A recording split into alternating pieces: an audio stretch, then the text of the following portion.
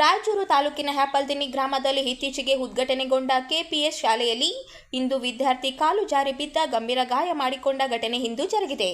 ಹೌದು, ಅವೈಜ್ಞಾನಿಕವಾಗಿ ನಿರ್ಮಾಣ ಮಾಡಿದ ಕಾರಣ ಈ ಒಂದು ಘಟನೆ ಜರುಗಿದೆ ಎಂದು ಆರೋಪಿಸಲಾಗುತ್ತಿದೆ.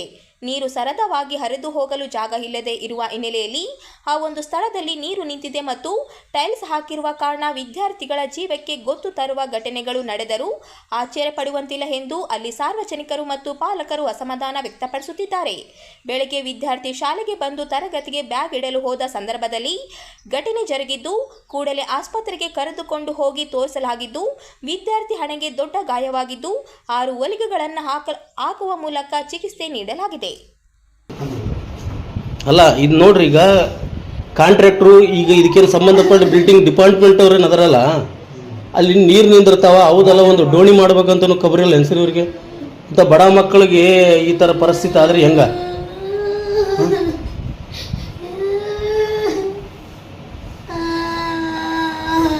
ಅಳಬೇಡ ಅಲ್ಲ, ನೀರು ಎಲ್ಲ ಹೊಲಿಗೆ ಬೀಳ್ತಾವಲ್ಲ ಸರ್ ಭಾಳ. ಅವನು ಟೈಲ್ಸ್ಗೆ ಬಿದ್ದಾನೇನು ಸರ್ ಇವನು? ಅವು ಎಲ್ಲ ನೀರು ಅಂತಂದ್ರೆ ಕಾಲಿಟ್ಟು ಸ್ಕಿಡ್ಡಾಗಿ ಬಿದ್ದಾನೆ, ಎಲ್ಲನೂ ಗೊತ್ತಿಲ್ಲ ನನಗೆ. ನಾನು ಬೆಳಗ್ಗೆ ಬಂದು ವಿಡಿಯೋ ಮಾಡಿ ಹೇಳೋಗಿನಿ ನಾನು.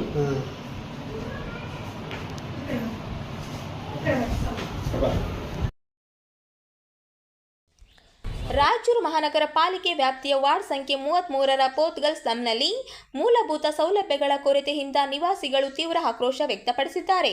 ಸಮಸ್ಯೆಗಳಿಗೆ ಶಾಶ್ವತ ಪರಿಹಾರ ಕಲ್ಪಿಸುವಂತೆ ಮಹಾನಗರ ಪಾಲಿಕೆಗೆ ಮನವಿ ಸಲ್ಲಿಸಿದ್ದಾರೆ. ಪೋತ್ಗಲ್ ಸ್ಲಂನಲ್ಲಿ ಶುದ್ಧ ಕುಡಿಯುವ ನೀರು, ಬೀದಿ ದೀಪ ಹಾಗೂ ಒಳಚರಂಡಿ ವ್ಯವಸ್ಥೆಯ ಕೊರತೆಯಿಂದ ಸಾರ್ವಜನಿಕರು ಸಂಕಷ್ಟ ಅನುಭವಿಸುತ್ತಿದ್ದಾರೆ. ನಲ್ಲಿಗಳಲ್ಲಿ ಕಲುಷಿತ ನೀರು ಬರುತ್ತಿರುವುದರಿಂದ ಜನರು ವಿವಿಧ ಕಾಯಿಲೆಗಳಿಗೆ ತುತ್ತಾಗುತ್ತಿದ್ದಾರೆ ಎಂದು ನಿವಾಸಿಗಳು ಆರೋಪಿಸಿದ್ದಾರೆ. ರಾತ್ರಿ ವೇಳೆ ಬೀದಿ ದೀಪಗಳು ಇಲ್ಲದ ಕಾರಣ ಸಂಚಾರಕ್ಕೂ ತೊಂದರೆಯಾಗುತ್ತಿದ್ದು, ಒಳಚರಂಡಿಗಳು ಹೂಳಿನಿಂದ ತುಂಬಿ ಕೊಳಚೆ ನೀರು ರಸ್ತೆ ಮೇಲೆ ಹರಿಯುತ್ತಿದೆ ಎಂದು ದೂರಿದ್ದಾರೆ. ಕುಡಿಯುವ ನೀರಿಗಾಗಿ 1-2 ಕಿಲೋಮೀಟರ್ ದೂರ ಹೋಗಬೇಕಾದ ಪರಿಸ್ಥಿತಿ ನಿರ್ಮಾಣವಾಗಿದೆ ಎಂದಿದ್ದಾರೆ. ಸ್ಲಂನ ಐಮಾಸ್ಟ್ ದೀಪ ಹಲವು ತಿಂಗಳುಗಳಿಂದ ಕೆಟ್ಟು ನಿಂತಿದ್ದು, ಪದೇ ಪದೇ ಮನವಿ ಸಲ್ಲಿಸಿದರೂ ಅಧಿಕಾರಿಗಳು ಸ್ಪಂದಿಸಿಲ್ಲ ಎಂದು ಆರೋಪಿಸಿದ್ದಾರೆ. ಸಂಬಂಧಪಟ್ಟ ಅಧಿಕಾರಿಗಳು ತಕ್ಷಣ ಸ್ಥಳಕ್ಕೆ ಭೇಟಿ ನೀಡಿ ಕುಡಿಯುವ ನೀರು, ಬೀದಿ ದೀಪ, ಒಳಚರಂಡಿ ಸೇರಿದಂತೆ ಅಗತ್ಯ ಮೂಲ ಸೌಕರ್ಯಗಳನ್ನು ಕಲ್ಪಿಸಬೇಕು. ಜೊತೆಗೆ ಸಂಪರ್ಕ ರಸ್ತೆಗಳ ಬದಿಯ ಗಿಡಗಂಟುಗಳನ್ನು ತೆರವುಗೊಳಿಸುವಂತೆ ನಿವಾಸಿಗಳು ಒತ್ತಾಯಿಸಿದ್ದಾರೆ. ಮೇಲ್ಕಣಿಸಿದ ವಿಷಯಕ್ಕೆ ಸಂಬಂಧಿಸಿದಂತೆ ಕೆಳಗೆ ಸಹಿ ಮಾಡಿದ ನಾವುಗಳು ರಾಯಚೂರು ಮಹಾನಗರ ಪಾಲಿಕೆ ವ್ಯಾಪ್ತಿಯ ವಾರ್ಡ್ ನಂಬರ್ 33 ಪೋತ್ಗಲ್ ಸ್ಲಂನಲ್ಲಿ ಕಳೆದ ಸುಮಾರು ವರ್ಷಗಳಿಂದ ಬೀದಿ ದೀಪ, ಒಳಚರಂಡಿ ಸೌಲಭ್ಯ ಹಾಗೂ ಶುದ್ಧ ಕುಡಿಯುವ ನೀರಿನ ಸಮಸ್ಯೆಯಿಂದ ಬಳಲುತ್ತಿದ್ದೇವೆ. ಈ ಕುರಿತಂತೆ ಅನೇಕ ಬಾರಿ ಸಂಬಂಧಪಟ್ಟ ಅಧಿಕಾರಿಗಳ ಗಮನಕ್ಕೆ ತಂದು ಮೌಖಿಕವಾಗಿ ಹಾಗೂ ಲಿಖಿತ ರೂಪದಲ್ಲಿ ಮನವಿಗಳನ್ನು ಸಲ್ಲಿಸಿದರೂ ಸಹ ಈವರೆಗೂ ಕ್ರಮ ಕೈಗೊಳ್ಳುವಲ್ಲಿ ವಿಫಲರಾಗಿದ್ದಾರೆ. ಸ್ಲಂನಲ್ಲಿ ಶುದ್ಧ ಕುಡಿಯುವ ನೀರು ದೊರೆಯದ ಹಿನ್ನೆಲೆಯಲ್ಲಿ ನಲ್ಲುಗಳಲ್ಲಿ ಬರುವ ಕಲುಷಿತ ನೀರನ್ನು ಸೇವಿಸಿ ಗ್ರಾಮದ ಅನೇಕ ಸಾರ್ವಜನಿಕರಲ್ಲಿ ವಿವಿಧ ರೀತಿಯ ಚರ್ಮ ರೋಗಗಳು ಸೇರಿದಂತೆ ಇನ್ನಿತರ ಭಯಾನಕ ಕಾಯಿಲೆಗಳಿಂದ ಬಳಲುತ್ತಿದ್ದಾರೆ. ಹಾಗೆಯೇ ರಾತ್ರಿ ವೇಳೆಯಲ್ಲಿ ಗ್ರಾಮದ ಸಂಚರಿಸಲು ಬೀದಿ ದೀಪಗಳ ಸೌಲಭ್ಯವಿಲ್ಲದೆ ಸಾರ್ವಜನಿಕರು ಪರದಾಡುವಂತಹ ಪರಿಸ್ಥಿತಿ ಉಂಟಾಗಿದೆ. ಹಾಗೆಯೇ ಒಳಚರಂಡಿ ಸೌಲಭ್ಯವಿಲ್ಲದೆ ಚರಂಡಿಯ ತುಂಬೆಲ್ಲ ಒಳೆ ತುಂಬಿಕೊಂಡು ಹೊಲಸು ನೀರು ರಸ್ತೆಯ ಮೇಲೆಲ್ಲ ಬರುವುದರಿಂದ ಈ ರಸ್ತೆಯ ಮಾರ್ಗವನ್ನು ಅವಲಂಬಿಸಿರುವ ಗ್ರಾಮಸ್ಥರು, ವಯೋವೃದ್ಧರು, ಗರ್ಭಿಣಿಯರು, ಮಹಿಳೆಯರು, ಶಾಲಾ ವಿದ್ಯಾರ್ಥಿಗಳು ತೀವ್ರ ತೊಂದರೆ ಅನುಭವಿಸುತ್ತಿದ್ದಾರೆ. ಮುಂದುವರೆದ ಸ್ಲಂನಲ್ಲಿ ಶುದ್ಧ ಕುಡಿಯುವ ನೀರಿನ ಸಮಸ್ಯೆಯಿಂದಾಗಿ ಶಾಲೆಯ ಹೋಗಬೇಕಾದ ವಿದ್ಯಾರ್ಥಿಗಳು ನೀರಿಲ್ಲದೆ ಶಾಲೆಗೆ ಹೋಗದೆ ತಮ್ಮ ಶೈಕ್ಷಣಿಕ ಜೀವನವನ್ನು ಹಾಳು ಮಾಡಿಕೊಳ್ಳುತ್ತಿದ್ದಾರೆ. ಹಾಗೆಯೇ ಕೂಲಿ ಕೆಲಸಕ್ಕೆ ಹೋಗಬೇಕಾದ ಕೂಲಿಕಾರರು ಜೀವನವು ಅಧೋಗತಿಗೆ ಬಂದು ತಲುಪಿದೆ. ಅಷ್ಟೇ ಅಲ್ಲದೆ ಸ್ಲಂನಲ್ಲಿ ಬೀದಿ ದೀಪ ಸೌಲಭ್ಯಕ್ಕೆ ಕೊರಕವೆಂಬಂತೆ ಐಮಾಸ್ಟ್ ವಿದ್ಯುತ್ ದೀಪವನ್ನು ಅಳವಡಿಸಿದ್ದು ಅದು ದುರಸ್ತಿಗೆ ಬಂದಿರುತ್ತದೆ. ಇದನ್ನು ಸರಿಪಡಿಸುವಂತೆ ಕಳೆದ ಸುಮಾರು ತಿಂಗಳುಗಳಿಂದ ಸಂಬಂಧಪಟ್ಟ ಅಧಿಕಾರಿಗಳ ಮನವಿ ಸಲ್ಲಿಸಿದರೂ ಕೂಡ ಸಹ ಯಾವೊಬ್ಬ ಅಧಿಕಾರಿಯೂ ಸಹ ನಮ್ಮ ಸಮಸ್ಯೆಗಳಿಗೆ ಸ್ಪಂದಿಸುತ್ತಿಲ್ಲ. ಆದ ಕಾರಣ ಮಾನ್ಯರಾದ ತಾವುಗಳು ಈ ಮೇಲಿನ ಎಲ್ಲ ಅಂಶಗಳನ್ನು ಕೂಲಂಕುಷವಾಗಿ ಪರಿಶೀಲಿಸಿ ಹಾಗೂ ತಾವುಗಳು ಖುದ್ದಾಗಿ ಪೋತ್ಗಲ್ ಸ್ಲಂಗೆ ಆಗಮಿಸಿ ಸ್ಲಂನಲ್ಲಿ ವಾಸಿಸುತ್ತಿರುವ ನಿವಾಸಿಗಳಿಗೆ ದೊರೆಯಬಹುದಾದ ಕನಿಷ್ಠ ಸೌಲಭ್ಯಗಳನ್ನು ದೊರಕಿಸಿಕೊಡುವ ನಿಟ್ಟಿನಲ್ಲಿ ಸಂಬಂಧಪಟ್ಟ ಅಧಿಕಾರಿಗಳಿಗೆ ಕಾರ್ಯಪ್ರವೃತ್ತ ಆಗುವಂತೆ ಸೂಚನೆ ನೀಡಬೇಕು.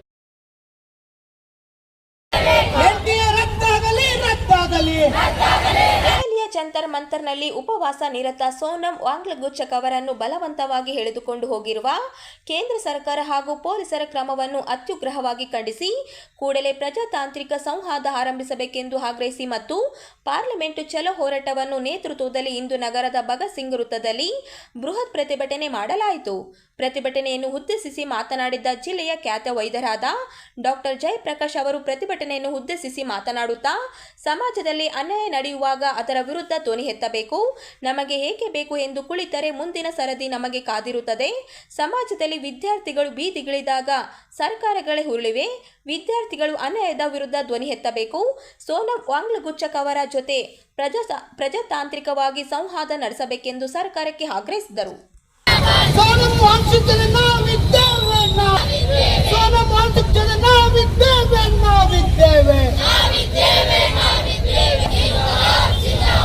ಇನ್ಕ್ಲಾಬ್ ಜಿಂದಾಬಾದ್.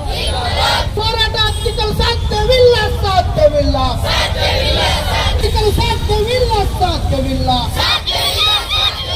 ಇನ್ಕ್ಲಾಬ್ ಜಿಂದಾಬಾದ್, ಇನ್ಕ್ಲಾಬ್ ಜಿಂದಾಬಾದ್. ನೀಡಲೇಬೇಕು, ನೀಡಲೇಬೇಕು. ಇವಾಗೇನು ಆಲ್ರೆಡಿ ನೋಡ್ತಿದ್ರೆ ನೀವು, ಕಳೆದ 3-4 ವರ್ಷಗಳಿಂದ ಕಂಟಿನ್ಯೂಸ್ ಆಗಿ ಪೇಪರ್ ಲೀಕ್ ಆಗ್ತಾ ಇದೆ. ಸೊ ಇದನ್ನು ವಿರೋಧಿಸಿ NTA ಸ್ಕ್ರ್ಯಾಪ್ ಮಾಡಬೇಕು, ಧರ್ಮೇಂದ್ರ ಪ್ರಧಾನ್ ಅವರು ರಿಸೈನ್ ಮಾಡಬೇಕಂತೇಳಿ ಇಡೀ ದೇಶದಾದ್ಯಂತ ಹೋರಾಟ ನಡೆದಿದೆ.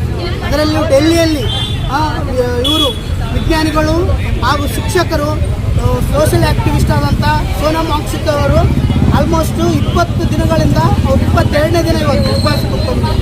ಆದರೆ ಕೇಂದ್ರ ಸರ್ಕಾರ ಇದು ಯಾವುದೂ ಇದನ್ನ ಕೇಳ್ತಾ ಇಲ್ಲ. ಧರ್ಮೇಂದ್ರ ಪ್ರಧಾನ್ ಅವರು ಬಂದು ಮಾತಾಡೋಕ್ಕೆ ರೆಡಿ ಇಲ್ಲ, ಒಬ್ಬ ಆಫೀಸರ್ಗಳನ್ನ ಕಳಿಸ್ತಾ ಇಲ್ಲ. ಇದು ಏನಿದು ಸರ್ವಾಧಿಕಾರಿ ಧೋರಣೆ ಇದೆ. ಸೊ ಈ ಹಿನ್ನೆಲೆಯಲ್ಲಿ ನಾವು ಇದು ಡೆಮೋಕ್ರೆಟಿಕ್ ಕಂಟ್ರಿ, ಇದೊಂದು ಡೆಮೋಕ್ರೆಟಿಕ್ ಕಂಟ್ರಿ. ಇಲ್ಲಿ ಇವತ್ತು ಹೋರಾಟಗಾರರ ಜೊತೆ ಇವತ್ತು ಅವ್ರು ಬಂದು ಸಂವಾದ ನಡೆಸಬೇಕು. ಅವ್ರ ಡಿಮ್ಯಾಂಡ್, ಅವ್ರ ಬೇಡಿಕೆಗಳು ಏನಿದ್ದಾವೆ ಅದನ್ನು ಆಲಿಸಬೇಕು. ಇವತ್ತೇನು ನೀಟ್ ಎಕ್ಸಾಮಿಂದ ಅವ್ರ ಕಡೆಯಿಂದ ತಪ್ಪಾಗಿದೆ, ಅದನ್ನು ಇದೇ ನಮ್ಮ ಕಡೆಯಿಂದ ತಪ್ಪಾಗಿದೆ ಅಂತ ಹೇಳ್ಬೇಕಿತ್ತು, ಧೈರ್ಯದಿಂದ ಹೇಳ್ಬೇಕಾಗಿತ್ತು. ಆದರೆ ಇಡೀ 22 ಲಕ್ಷ ಕುಟುಂಬಗಳಿಗೆ ಪ್ರಧಾನಿ ಮಂತ್ರಿ ಮೋದಿ ಆಗಲಿ ಧರ್ಮೇಂದ್ರ ಪ್ರಧಾನ್ ಆಗಲಿ ಕ್ಷಮೆ ಕೇಳಬೇಕಾಗಿತ್ತು. ಆದರೆ ಅದು ಮಾಡ್ತಾ ಇಲ್ಲ. ಇವತ್ತು ಹೋರಾಟನ ಹತ್ತಿಕ್ಕಕ್ಕೆ ಟ್ರೈ ಮಾಡ್ತಾರೆ. ಹೋರಾಟ ಹತ್ತಿಕ್ಕಕ್ಕೆ ಸಾಧ್ಯ ಇಲ್ಲ. ಇದು ಭಗತ್ ಸಿಂಗ್ ದೇಶ, ಇದು ನೇತಾಜಿ ಸುಭಾಷ್ ಚಂದ್ರ ಬೋಸ್ ಅವರು ಹುಟ್ಟಿದ ದೇಶ. ಇಲ್ಲಿ ಅನ್ಯಾಯ ಆದಾಗ ಪ್ರತಿಭಟನೆ ಮಾಡ್ತಾರೆ, ಇಲ್ಲಿ ಅನ್ಯಾಯ ಆದಾಗ ಹೋರಾಟ ಮಾಡ್ತಾರೆ. ಸೊ ಹಂಗಾಗಿ ಹೋರಾಟ ಹತ್ತಿಕ್ಕಬಾರ್ದು. ಅದ್ರ ಜೊತೆ ಡೆಮೋಕ್ರೆಟಿಕ್ ಆಗಿ ಒಂದು ಪ್ರಜಾತಾಂತ್ರಿಕವಾಗಿ ಒಂದು ಸಂವಾದ ನಡೆಸಬೇಕಂತೇಳಿ ನಮ್ಗೆ. ತಮ್ಮ ಹೆಸರು ಸರ್? ನನ್ನ ಹೆಸರು ಅಯ್ಯಳಪ್ಪ, AIDS ಜಿಲ್ಲಾ ಅಧ್ಯಕ್ಷ. ಗೋಷ್ಠಿ ಏನಾರು ಆಗ್ತಾರಣ? ಇಲ್ಲ. ರಾಯಚೂರು ಜಿಲ್ಲೆಯ ಸಿಂಧನೂರು ತಾಲೂಕಿನ ತಿಡಿಗೋಳ ಗ್ರಾಮದಲ್ಲಿ ದಲಿತ ಯುವಕನ ಮೇಲೆ ಹಲ್ಲೆ, ಜಾತಿ ನಿಂದನೆ ಹಾಗೂ ಕೊಲೆ ಯತ್ನ ನಡೆಸಿರುವುದಾಗಿ ಆರೋಪಿಸಿ ಆರೋಪಿಗಳನ್ನು ಕೂಡಲೇ ಬಂಧಿಸಬೇಕೆಂದು ಕರ್ನಾಟಕ ದಲಿತ ಸಂಘರ್ಷ ಸಮಿತಿ ಒತ್ತಾಯಿಸಿದೆ. ಜುಲೈ 7ರಂದು ಸಾಲದ ವಿಚಾರವನ್ನು ನೆಪ ಮಾಡಿಕೊಂಡು ರಾಘವೇಂದ್ರ ಎಂಬ ದಲಿತ ಯುವಕನ ಮೇಲೆ ಕೆಲವರು ಹಲ್ಲೆ ನಡೆಸಿ ಜಾತಿ ನಿಂದನೆ ಮಾಡಿ ಕುತ್ತಿಗೆಗೆ ಹಗ್ಗ ಬಿಗಿದು ಕೊಲೆ ಯತ್ನ ನಡೆಸಿರುವುದಾಗಿ ಆರೋಪಿಸಲಾಗಿದೆ. ಸ್ಥಳದಲ್ಲಿದ್ದ ಸಾರ್ವಜನಿಕರು ಮಧ್ಯಪ್ರವೇಶಿಸಿ ರಾಘವೇಂದ್ರ ಅವರನ್ನು ರಕ್ಷಿಸಿದ್ದಾರೆ ಎನ್ನಲಾಗಿದೆ. ಈ ಪ್ರಕರಣಕ್ಕೆ ಸಂಬಂಧಿಸಿದಂತೆ ತುರುವಿಹಾಳ ಪೊಲೀಸ್ ಠಾಣೆಯಲ್ಲಿ ಆರಂಭದಲ್ಲಿ ದೂರು ಸ್ವೀಕರಿಸದೆ ರಾಜಿ ಮಾಡಿಕೊಳ್ಳುವಂತೆ ಸೂಚನೆ ನೀಡಲಾಗಿದೆ ಎಂದು ಕರ್ನಾಟಕ ದಲಿತ ಸಂಘರ್ಷ ಸಮಿತಿ ಆರೋಪಿಸಿದೆ.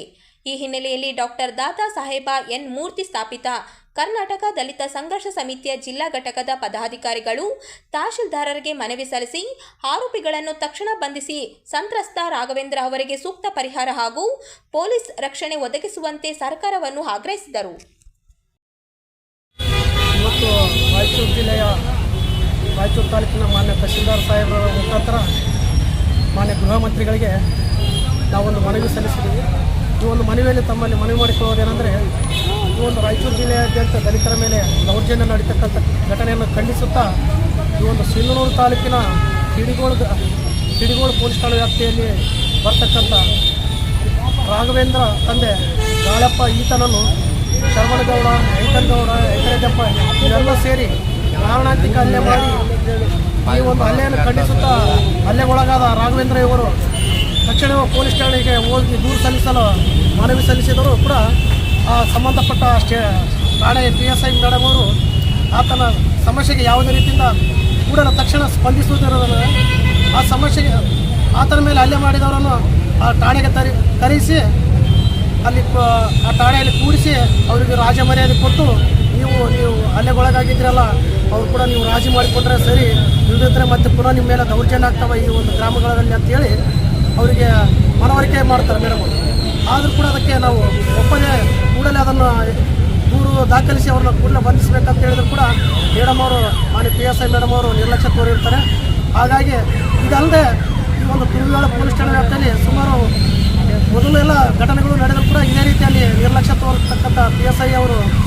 ಅದಕ್ಕಾಗಿ ನಾವು ಈ ಒಂದು ಸಮಸ್ಯೆಯನ್ನು ಗಂಭೀರವಾಗಿ ದಲಿತರ ಮೇಲೆ ದೌರ್ಜನ್ಯ ನಡೀತಕ್ಕಂಥ ಸಮಸ್ಯೆಯನ್ನು ಗಂಭೀರವಾಗಿ ನಾವು ಪರಿಗಣಿಸಿದ್ದು ಮಾನ್ಯ ರಾಯಚೂರು ತಹಸೀಲ್ದಾರ್ ಮುಖಾಂತರ ಗೃಹ ಮಂತ್ರಿಗಳಿಗೆ ಮನವಿಯನ್ನು ಸಲ್ಲಿಸಿದ್ದೇವೆ. ತಮ್ಮ ಹೆಸರು? ನಮ್ಮ ಹೆಸರು ನಾಡಂಗಿ ಬಸವರಾಜ್ ಅಂತೇಳಿ, ಕರ್ನಾಟಕ ದಲಿತ ಸಂಘರ್ಷ ಸಮಿತಿ, ಡಾಕ್ಟರ್ ದಾದಾ ಸಾಹೇಬ್ ಎನ್ಮೂರ್ತಿ ಜಿಲ್ಲಾ ಉಪಾಧ್ಯಕ್ಷರು. ನೀಟ್ ಪರೀಕ್ಷೆಯಲ್ಲಿನ ಅಕ್ರಮಗಳ ನೈತಿಕ ಹೊಣೆ ಹೊತ್ತು ಕೇಂದ್ರ ಶಿಕ್ಷಣ ಸಚಿವ ಧರ್ಮೇಂದ್ರ ಪ್ರಧಾನ ರಾಜೀನಾಮೆ ನೀಡಬೇಕೆಂದು ಆಗ್ರಹಿಸಿ ಭಾರತ ಕಮ್ಯುನಿಸ್ಟ್ ಪಕ್ಷ ಮಾರ್ಕ್ಸ್ವಾದಿ ಜಿಲ್ಲಾ ಸಮಿತಿ ವತಿಯಿಂದ ರಾಯಚೂರಿನಲ್ಲಿ ಪ್ರತಿಭಟನೆ ನಡೆಸಲಾಯಿತು. ನಗರದ ಟಿಪ್ಪು ಸುಲ್ತಾನ್ ಗಾರ್ಡನ್ ಸಮೀಪ ನಡೆದ ಪ್ರತಿಭಟನೆಯಲ್ಲಿ ಪ್ರಧಾನಿ ನರೇಂದ್ರ ಮೋದಿ ಹಾಗೂ ಕೇಂದ್ರ ಶಿಕ್ಷಣ ಸಚಿವ ಧರ್ಮೇಂದ್ರ ಪ್ರಧಾನ್ ಅವರ ಪ್ರಕೃತಿಗಳನ್ನು ದಹಿಸಿ ಕೇಂದ್ರ ಸರ್ಕಾರದ ವಿರುದ್ಧ ಆಕ್ರೋಶ ವ್ಯಕ್ತಪಡಿಸಿದರು. ಪ್ರತಿಭಟನೆಯಲ್ಲಿ ಮಾತನಾಡಿದ CPI-M ಜಿಲ್ಲಾ ಕಾರ್ಯದರ್ಶಿ KG ವೀರೇಶ್, ನೀಟ್ ಪರೀಕ್ಷೆಯಿಂದ ವಂಚಿತರಾಗಿ ಆತ್ಮಹತ್ಯೆ ಮಾಡಿಕೊಂಡ ವಿದ್ಯಾರ್ಥಿಗಳ ಕುಟುಂಬಗಳಿಗೆ ತಲಾ 1 ಕೋಟಿ ರೂಪಾಯಿ ಪರಿಹಾರ ನೀಡಬೇಕೆಂದು ಒತ್ತಾಯಿಸಿದರು. ಅಲ್ಲದೆ ದೆಹಲಿಯ ಜಂತರ್ ಮಂತರ್ನಲ್ಲಿ ಪರಿಸರವಾದಿ ಸೋಮನ್ ವಾಂಗ್ಲುಕೂಚ್ ನಡೆಸುತ್ತಿರುವ ಉಪವಾಸ ಸತ್ಯಾಗ್ರಹಕ್ಕೆ ಬೆಂಬಲ ಸೂಚಿಸಿ ಸರ್ಕಾರವು ಮಾತುಕತೆ ಮೂಲಕ ಸಮಸ್ಯೆಗಳನ್ನು ಪರಿಹರಿಸಬೇಕೆಂದು ಆಗ್ರಹಿಸಿದರು. ಪ್ರತಿಭಟನೆಯಲ್ಲಿ H. ಪದ್ಮ, DS. ಶರಣಬಸವ, ಕರಿಯಪ್ಪ ಅಚೋಳಿ, ವರಲಕ್ಷ್ಮಿ, ಗೋಕರಮ್ಮ, ಶರಣಮ್ಮ, ಜಮಲಮ್ಮ, ಜಾಲಾನಿ ಪಾಷಾ, ಶ್ರೀನಿವಾಸ್, ನರಸಪ್ಪ, ಅಡಿವಪ್ಪ, ರಾಮರೆಡ್ಡಿ ಸೇರಿದಂತೆ ಪಕ್ಷದ ಮುಖಂಡರು ಹಾಗೂ ಕಾರ್ಯಕರ್ತರು ಭಾಗವಹಿಸಿದ್ದರು. ಕೂಡಲೇ ಧರ್ಮೇಂದ್ರ ಪ್ರಧಾನ್ ರಾಜೀನಾಮೆ ಕೊಡಲೇಬೇಕು.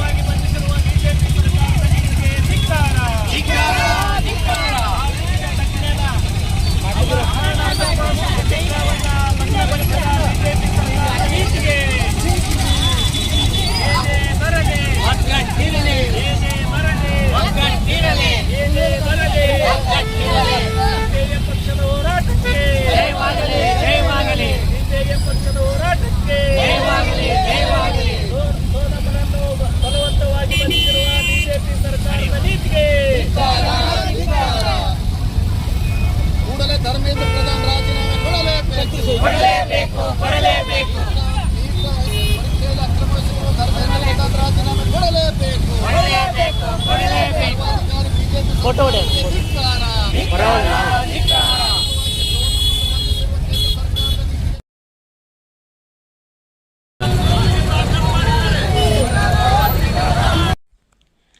ಸಾಮಾಜಿಕ ಭದ್ರತಾ ಯೋಜನೆಗಳ ಅಡಿ ಅಂಗವಿಕಲರು, ವೃದ್ಧರು ಹಾಗೂ ವಿಧವೆಯರಿಗೆ ನೀಡಲಾಗುತ್ತಿರುವ ಮಸಶಾನಕ್ಕೆ ವಿಧಿಸಿರುವ ವಾರ್ಷಿಕ 32,000 ರೂಪಾಯಿ ಆದಾಯ ಮಿತಿಯನ್ನು ರದ್ದುಪಡಿಸಿ ಸ್ಥಗಿತಗೊಂಡಿರುವ ಎಲ್ಲ ಮಸಶಾನಗಳನ್ನು ತಕ್ಷಣ ಪುನರಾರಂಭಿಸಬೇಕೆಂದು ಆಗ್ರಹಿಸಿ ರಾಯಚೂರಿನಲ್ಲಿ ಪ್ರತಿಭಟನೆ ನಡೆಯಿತು. ರಾಯಚೂರು ನಗರದ ಟಿಪ್ಪು ಸುಲ್ತಾನ್ ಉದ್ಯಾನವನದ ಎದುರು ಕರ್ನಾಟಕ ರಾಜ್ಯ ಅಂಗವಿಕಲರ ಹಾಗೂ ಪಾಲಕರ ಒಕ್ಕೂಟದ ಜಿಲ್ಲಾ ಸಮಿತಿ ನೇತೃತ್ವದಲ್ಲಿ ಪ್ರತಿಭಟನೆ ನಡೆಸಲಾಯಿತು. ಪ್ರತಿಭಟನಾಕಾರರು ಮಾತನಾಡಿ, ವಾರ್ಷಿಕ 32,000 ರೂಪಾಯಿ ಆದಾಯ ಮಿತಿ ಅವೈಜ್ಞಾನಿಕವಾಗಿದ್ದು, ಇದರ ನೆಪದಲ್ಲಿ ಅಂಗವಿಕಲರು, ವೃದ್ಧರು ಹಾಗೂ ವಿಧವೆಯರ ಮಸಶಾನವನ್ನು ಸ್ಥಗಿತಗೊಳಿಸಲಾಗಿದೆ ಎಂದು ಆರೋಪಿಸಿದರು. BPL ಕುಟುಂಬಗಳಿಗೆ 1.20 ಲಕ್ಷ ರೂಪಾಯಿ ಆದಾಯ ಮಿತಿ ಅನ್ವಯವಾಗಿರುವಾಗ ಮಸಶಾನಕ್ಕೆ ಮಾತ್ರ 32,000 ರೂಪಾಯಿ ಮಿತಿ ವಿಧಿಸಿರುವುದು ತಾರತಮ್ಯ ಎಂದು ಆಕ್ರೋಶ ವ್ಯಕ್ತಪಡಿಸಿದರು.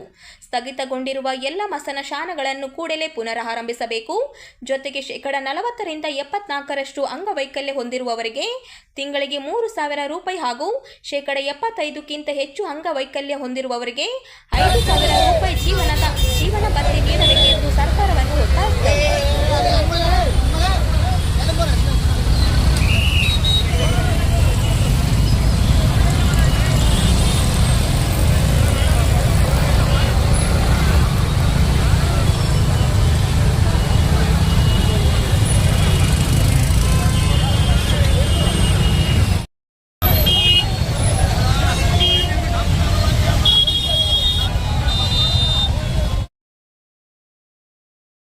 ಅವರು ಕಳೆದ 20-25 ವರ್ಷಗಳಿಂದ ವೀರಶೈವ ಲಿಂಗಾಯತರು ಸನಾತನ ಹಿಂದೂ ಧರ್ಮದ ಅವಿಭಾಜ್ಯ ಅಂಗವಾಗಿದ್ದು ಇವರ ನಡುವೆ ಭಿನ್ನತೆ ಸೃಷ್ಟಿಸುವ ಪ್ರಯತ್ನ ಮಾಡಬಾರದು ಎಂದು ಕಾಶಿಪೀಠದ ಜಗದ್ಗುರು ಡಾಕ್ಟರ್ ಚಂದ್ರಶೇಖರ್ ಶಿವಾಚಾರ್ಯರು ಹೇಳಿದ್ದಾರೆ. ಲಿಂಗಸ್ಕೂರಿನಲ್ಲಿ ಅವರು ನೀಡಿದ ಹೇಳಿಕೆ ಇದೀಗ ಗಮನ ಸೆಳೆದಿದೆ.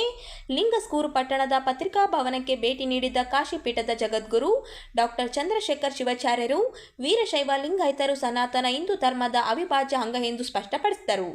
ವೀರಶೈವ ಲಿಂಗಾಯತರು ಹಿಂದೂಗಳಲ್ಲ ಎಂಬ ಗೊಂದಲ ಮೂಡಿಸುವ ಪ್ರಯತ್ನ ಯಾರೂ ಮಾಡಬಾರದು. ಅನಾದಿ ಕಾಲದಿಂದಲೂ ವೀರಶೈವ ಲಿಂಗಾಯತರು ಹಿಂದೂ ಸಂಪ್ರದಾಯವನ್ನು ಅನುಸರಿಸಿಕೊಂಡು ಬಂದಿದ್ದಾರೆ ಎಂದು ಹೇಳಿದರು. ಹಣೆಗೆ ಹಚ್ಚುವ ಭಸ್ಮ, ಧರಿಸುವ ರುದ್ರಾಕ್ಷ ಹಾಗೂ ಇಷ್ಟಲಿಂಗ ಪೂಜೆ ಸೇರಿದಂತೆ ಎಲ್ಲ ಧಾರ್ಮಿಕ ಆಚರಣೆಗಳು ಹಿಂದೂ ಸಂಸ್ಕೃತಿಯ ಭಾಗವಾಗಿವೆ. ಆದ್ದರಿಂದ ವೀರಶೈವ ಮತ್ತು ಲಿಂಗಾಯತರು ಒಂದೇ ಸಮುದಾಯವಾಗಿದ್ದು ಸಮಾಜದಲ್ಲಿ ಐಕ್ಯತೆ ಉಳಿಯಬೇಕು ಎಂದು ಕರೆ ನೀಡಿದರು.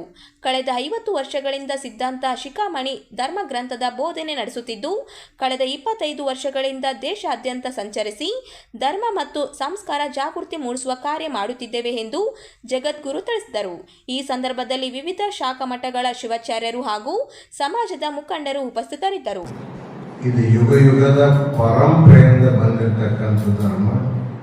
ಅದಕ್ಕೆ ಧರ್ಮವನ್ನು ಸ್ಥಾಪನೆ ಮಾಡಿರ್ತಕ್ಕಂತಹ ಜಗದ್ಗುರು ಪಂಚಾಚಾರ್ಯರು ಪ್ರತಿಯೊಂದು ಯುಗದಲ್ಲಿ ಅವತಾರವನ್ನು ತಾಳಿ ಕೃತಯುಗದಲ್ಲಿ ದೇವತೆಗಳಿಗೆ ಸಂಸ್ಕಾರವನ್ನು ಕೊಟ್ಟಿದ್ದಾರೆ.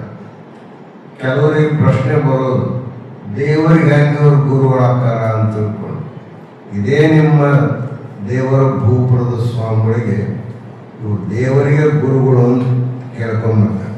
ಅಂದ್ರೆ ಅಮರೇಶ್ವರನಿಗೆ ಗುರುಗಳು ಅಂದ್ರೆ ಗುರು ದೇವರಿಗೆ ಗುರುಗಳಾವುದು, ಶರಣರಿಗೆ ಗುರುಗಳಾವುದು, ಆರುದರಿಗೆ ಗುರುಗಳಾವುದು, ಭಕ್ತರುಗಳು ಅಂತ ತಿಳ್ಕೊಂಡ್ಬರ್ತೀವಲ್ಲ.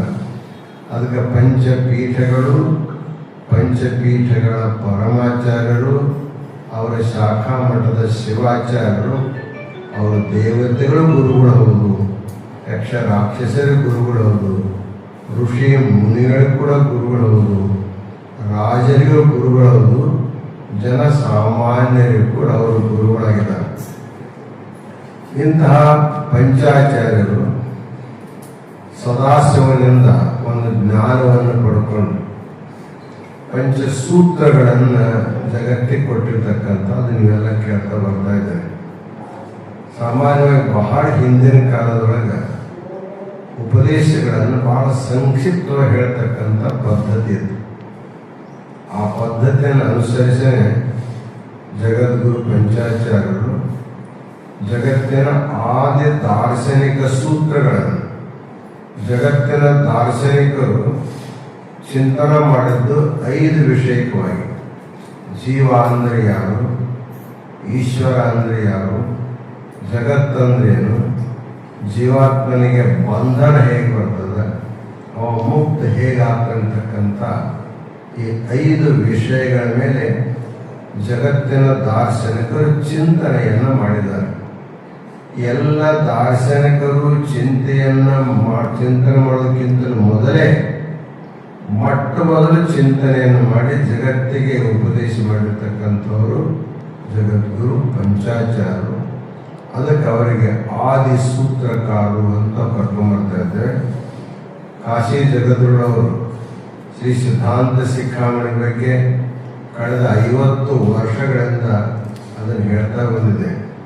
ಆ ಸಿದ್ಧಾಂತ ಶಿಖಾಮಣಿಗೆ ಮೂಲ ಆಗಿರ್ತಕ್ಕಂಥ ಈ ಪಂಚಸೂತ್ರಗಳು ಪದ್ವಿಧಿ, ವೃಷ್ಟಿ, ಲಂಬನ, ಮುಕ್ತಾಗುಚ್ಛ ಮತ್ತು ಪಂಚವರ್ಣ ಅಂತಕ್ಕಂಥ 5 ಸೂತ್ರಗಳು ಪರಮ ಪದವಿಯನ್ನು ಪಡ್ಕೋಬೇಕಾದ್ರೆ ಯಾವ ರೀತಿ ಪಡ್ಕೋಬೇಕು, ಜೀವಾತ್ಮ ಜಗತ್ತಿಗೆ ಹೇಗೆ ಬರ್ತಾ ಇದ್ದಾನೆ, ಈಶ್ವರನ ಸ್ವರೂಪ ಏನದ, ಜಗತ್ತಂದ್ರೇನು, ಬಂಧದಿಂದ ಮುಕ್ತಿ ಆಗ್ತಕ್ಕಂಥ ಎಲ್ಲ ವಿಷಯಗಳನ್ನು ವಿಸ್ತಾರವಾಗಿ ನಾವು ಬರೆದರೆ ಅದೇ ಗ್ರಂಥಕ್ಕೆ ವೀರಶೈವ ಪಂಚಸೂತ್ರೀಯ ಪ್ರವಚನ ಅಂತಕ್ಕಂಥ ಹೆಸರನ್ನು ಕೊಟ್ಟಿದೆ. ಅದನ್ನೇ ನಾವೆಲ್ಲ ಇಲ್ಲಿ ಪ್ರವಚನ ಮಾಡ್ತಾ ಇರೋದು. ನಾಳೆಗೆ ರಾಯಚೂರು ಹೋದ್ಮೇಲೆ ಅಲ್ಲೂ ಅದೇ ಪ್ರವಚನ ಮಾಡ್ಕೊಂಡ್ಬರ್ತಿದ್ದೇವೆ. ಒಂದು ಮುಖ್ಯವಾದ ವಿಚಾರನ ಬಹಳಷ್ಟು ಜನರು ವೀರಶೈವರ ಐಕ್ಯತೆಯನ್ನು ಕೆಡಿಸೋ ಸಲುವಾಗಿ ವೀರಶೈವರು ಬೇರೆ, ಲಿಂಗಾಯತರ ಬೇರೆ ಅಂತಕ್ಕಂಥ ವಾದ ಮಾಡ್ತಾರೆ. ಆದರೆ ವಾಸ್ತವಿಕವಾಗಿ ಯಾರು ವೀರಶೈವರು ಅವರೇ ಲಿಂಗಾಯತರು, ಯಾರು ಲಿಂಗಾಯತರು ಅವರೇ ವೀರಶೈವರು ಅನ್ನುವಂಥದ್ದನ್ನು ಸಮಾಜ ಸ್ಪಷ್ಟವಾಗಿ ತಿಳ್ಕೋಬೇಕು. ಇನ್ನೂ ಒಂದು ಅರ್ಥದಲ್ಲಿ ವೀರಶೈವರು ಹಿಂದೂಗಳು ಹೌದು ಅನ್ನತಕ್ಕಂಥ ಒಂದು ವಿಚಾರ ಮಾತಕ್ಕೊಂಡು ಬರ್ತಾ ಇದೆ. ಆದರೆ ಸನಾತನ ಕಾಲದಿಂದಲೂ ಕೂಡ ವೀರಶೈವರು ಹಿಂದೂಗಳೇ ಅಂತಕ್ಕಂಥದ್ದನ್ನು ನಾವು ಕಾಪಾಡ್ಕೊಂಡು ಬಂದಿದ್ದೇವೆ. ನಾವು ಹಸ್ತಕ್ಕಂಥ ಭಸ್ಮ, ನಾವು ತರಿಸ್ತಕ್ಕಂಥ ರುದ್ರಾಕ್ಷಿ, ಲಿಂಗ, ಇವೆಲ್ಲ ಆಚರಣೆಗಳು ಹಿಂದೂ ಸಂಸ್ಕೃತಿಯ ಪೂರಕವಾಗಿರೋದ್ರಿಂದ ವೀರಶೈವ ಲಿಂಗಾಯತ ಹಿಂದೂ ಅಲ್ಲ ಅಂತಲ್ಲ, ಅವರೆಲ್ಲ ನಾವು ಮೂಲತಃ ಹಿಂದೂಗಳೇ ಅನ್ನುವಂಥದ್ದನ್ನು ನಾವೆಲ್ಲ ತಿಳ್ಕೋಬೇಕನ್ನುವಂಥ ಕೆಲವೊಂದು ವಿಚಾರಗಳನ್ನು ನಿಮ್ಮ ಮುಖಾಂತರ ಈ ಭಾಗಕ್ಕೆ